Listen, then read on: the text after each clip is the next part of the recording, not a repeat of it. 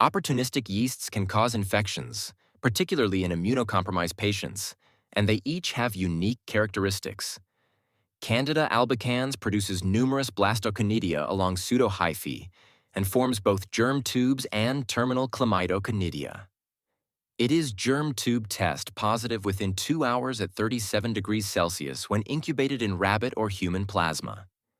It is urease negative and is clinically important as it may be isolated from the blood of immunosuppressed patients. Candida tropicalis differs by lacking chlamydoconidia and producing fewer blastoconidia. It is germ tube negative, though it may sometimes form structures resembling a junction between a tube and a spore. Geotrichum produces arthroconidia and has a distinctive hockey stick bud emerging from one corner of the arthroconidium. Trichosporon produces both arthroconidia and blastoconidia. It's arthroconidia bud from both corners, and importantly, this yeast is urease positive. Candida glabrata, formerly called Torulopsis glabrata, does not produce pseudohyphae. It is distinguished by its ability to assimilate only glucose and trehalose. Cryptococcus neoformans does not produce pseudohyphae. Instead, it is an encapsulated yeast that can be visualized using an India ink preparation, where the capsule appears as a clear halo. It is urease positive and produces brown colonies on birdseed agar. It is clinically significant because it can cause bloodstream infections in immunosuppressed hosts. When examining fungi microscopically, certain observations can help guide identification.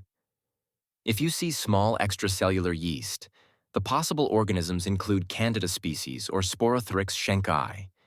These yeasts are typically observed outside of host cells.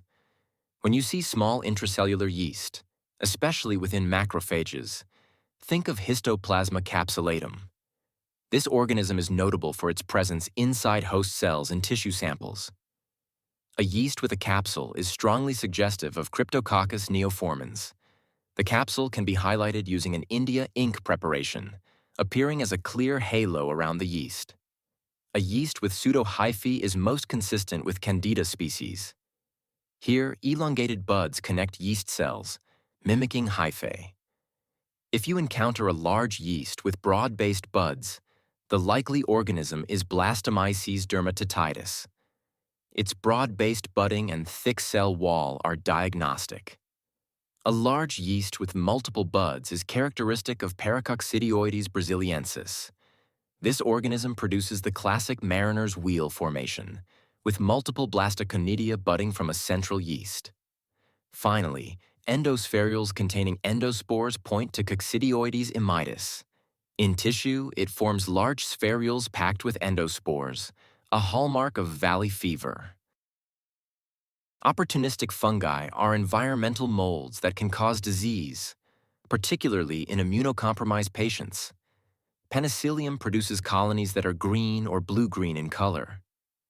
Microscopically, it forms branching structures known as penicillus heads, with blunt sterigmata at their tips.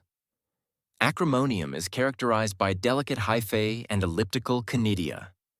These conidia often appear in clusters that resemble the surface of a brain. Fusarium grows colonies that range from lavender to purple.